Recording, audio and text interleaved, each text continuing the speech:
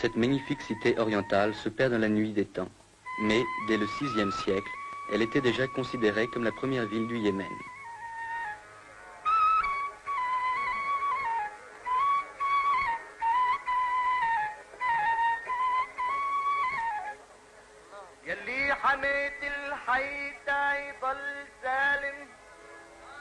Proclamée le 26 septembre 1962, la République, dont on voit ici le palais présidentiel, la confirme dans son rôle de capitale de l'Arabie heureuse. À l'occasion de la fête de la rupture du jeûne, une réception est organisée au palais du gouvernement. Son Excellence Al-Eriani se prête aimablement aux servitudes de la célébrité. Les notables viennent lui présenter leurs hommages, ainsi que le président de la Chambre.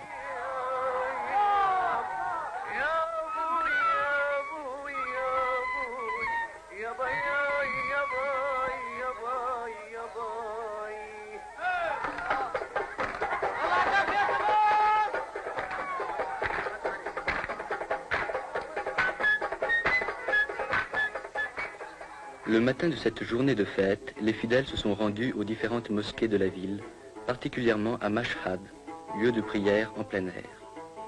Par groupe, plus ou moins important, ils effectuent la prière publique sous la direction d'un imam.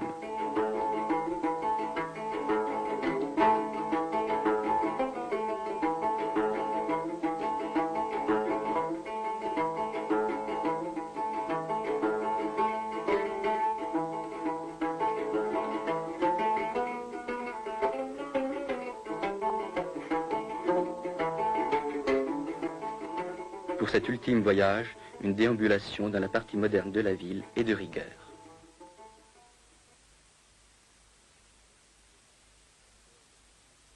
La magnifique porte du Yémen, orgueil de Sanaa, permet d'accéder directement au marché où sont vendus les différents produits d'un pays essentiellement agricole.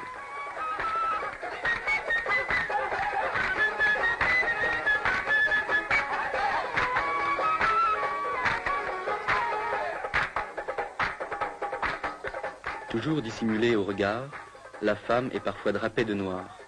Mais le voile traditionnel aux couleurs vives satisfait davantage la coquetterie féminine.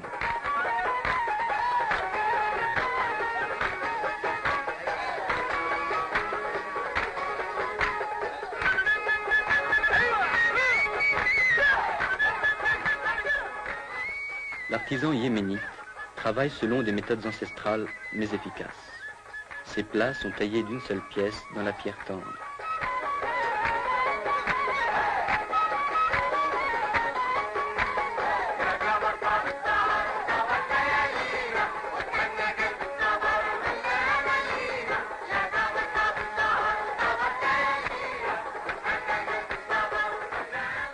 Jadis, les peaux yéménites étaient célèbres dans tout l'Orient.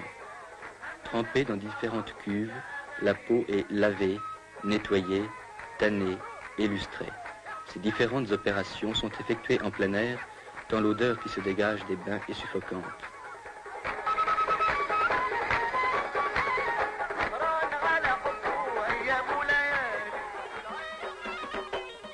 À l'occasion d'un mariage, jeunes et vieux exécutent les pas du Bara, la danse nationale yéménite.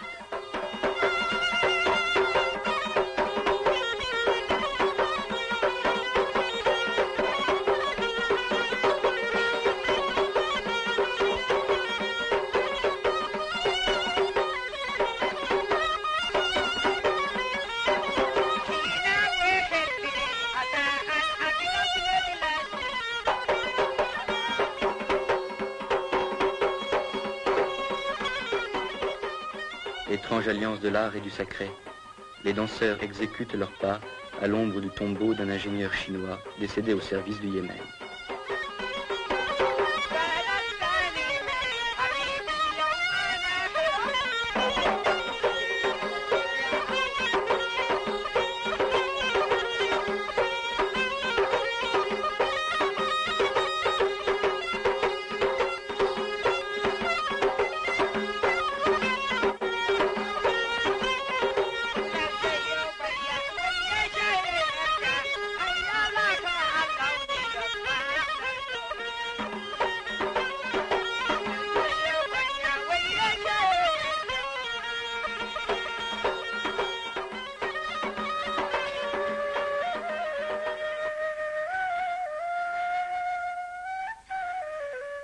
quittons Sanaa pour Wadi Dar, célèbre par son château, construit sur un énorme socle rocheux, et nous poursuivons notre route vers Amran.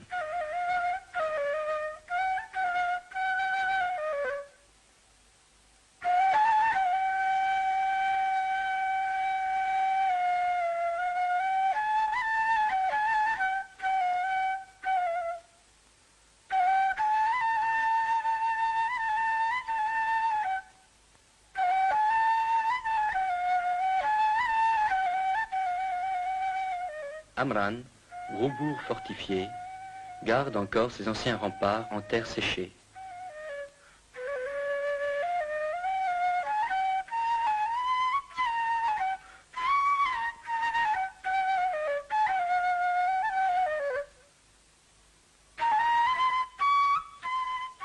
Son petit marché, ses terrasses sans prétention, dénotent la petite ville de province.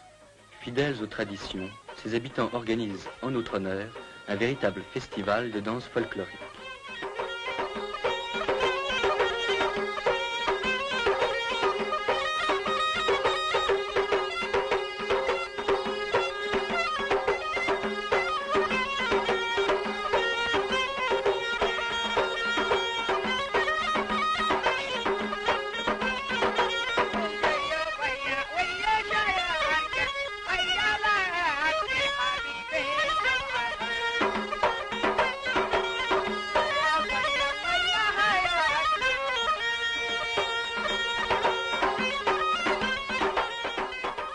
Les danseurs brandissent leur redoutable yambia, enroulent une serviette autour du bras gauche en guise de bouclier et exécutent un pas guerrier.